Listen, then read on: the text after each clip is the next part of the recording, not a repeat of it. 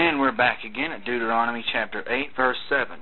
For the Lord your God brings you into a good land, a land of brooks of water, of fountains and depths that spring out of the valleys and hills, a land of wheat and barley and vines and fig trees and pomegranates, a land of olive oil and honey, a land wherein you shall eat bread without scarceness, you shall not lack anything in it, a land whose stones are iron, and out of whose hills you may dig copper. Verse 10. When you have eaten and are full, then you shall bless the Lord your God for the good land which he has given you, because that you beware that you forget not the Lord your God in not keeping his commandments and his judgments and his statutes which I command you this day.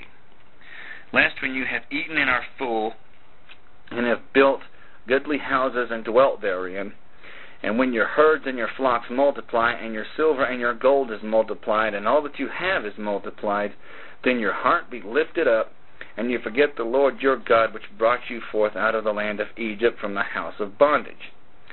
Verse 15. Who led you through that great and terrible wilderness, wherein were fiery serpents and scorpions and drought, where there was no water, who brought you forth water out of the rock of flint. Verse 16. Who fed you in the wilderness with manna, which your fathers knew not, that he might humble you, and that he might prove you, to do you good at your latter end. Verse 17. And you say in your heart, my power and the might of my hand have gotten me this wealth. Verse 18, but you shall remember the Lord your God, for it is he who gives you power to get wealth, that he may establish his covenant which he swore unto his fathers, as it is this very day. Notes. They were to be watchful lest prosperity cause them to forget the Redeemer who delivered them from the bondage of Egypt. And they were to guard against thinking that their prosperity was due to their own intelligence and power. What a message for the modern church. Verse 19. And it shall be, if you do at all forget the Lord your God, and walk after other gods, and serve them, and worship them, I testify against you this day that you shall surely perish. As the nations which the Lord destroyed before your face, so shall you perish, because you would not be obedient unto the voice of the Lord your God. Notes. In effect, and clearly so, the Lord is saying, as he destroyed the heathen nations and gave their land to the children of Israel, if Israel turned their back upon him, he would destroy them as well. And unfortunately, that's exactly what happened. Chapter 9. Hear, O Israel, you are to pass over Jordan this day, to go in to possess nations greater and mightier than yourself, cities greater and fenced up to heaven, a people great and tall, the children of the Anakims, whom you know and of whom you have heard say, who can stand before the children of Anak? Notes. Now, without the Lord, there was no way that Israel could have taken the land of Canaan, but with the Lord they were unstoppable. Verse 3. Understand therefore this day that the Lord your God is he who goes over before you as a consuming fire, that he shall destroy them, and he shall bring them down before your face. So shall you drive them out and destroy them quickly, as the Lord has said unto you. Verse 4. Speak not thou in your heart after that the Lord your God has cast them out from before you, saying, for my righteousness the Lord has brought me into possession this land. But for the wickedness of these nations the Lord does drive them out from before you. Notes. Like I think I've said, it wasn't because Israel was so good that these nations were driven out, but simply because the pagans were so wicked. See, it's always wickedness that causes God's destruction in every single case. Verse 5. Not for your righteousness or for the uprightness of your heart do you go to possess their land, but for the wickedness of these nations the Lord your God does drive them out from before you, and that he may perform the word which the Lord swore unto your fathers, Abraham, Isaac, and Jacob. Notes. Well, this is referring to Genesis chapter 15, verse 16. Verse 6.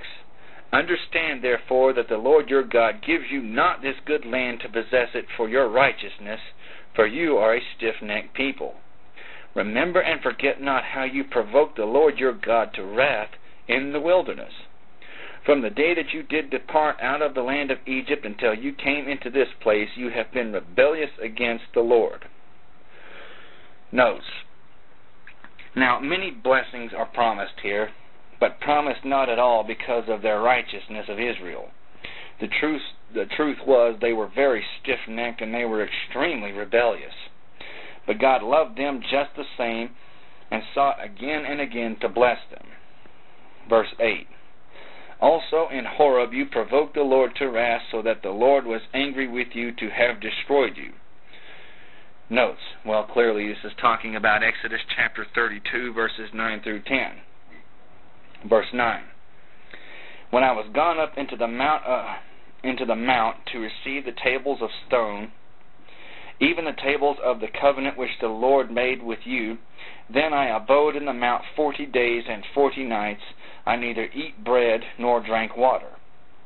And the Lord delivered unto me 2 tables of stone written with the finger of God, and on them was written according to all the words which the Lord spoke with you in the mount, out of the midst of the fire in the day of the assembly.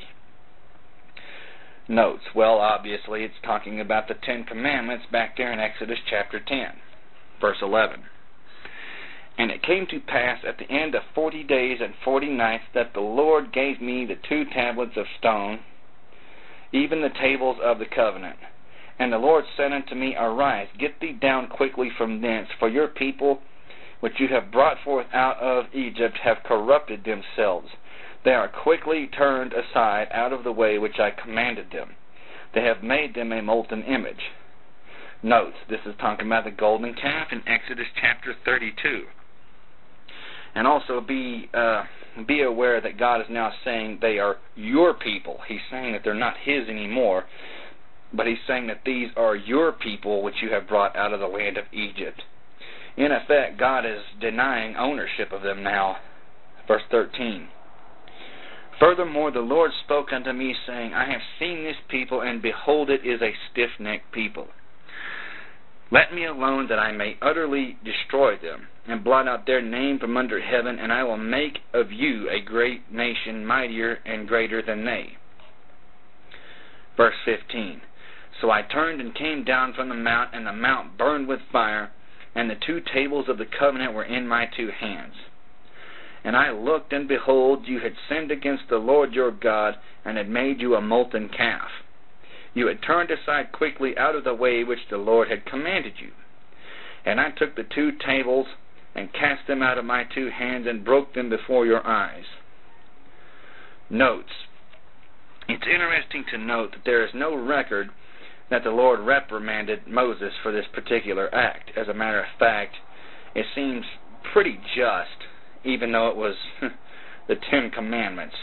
And, well, anyways, verse 18. And I fell down before the Lord as at the first 40 days and 40 nights.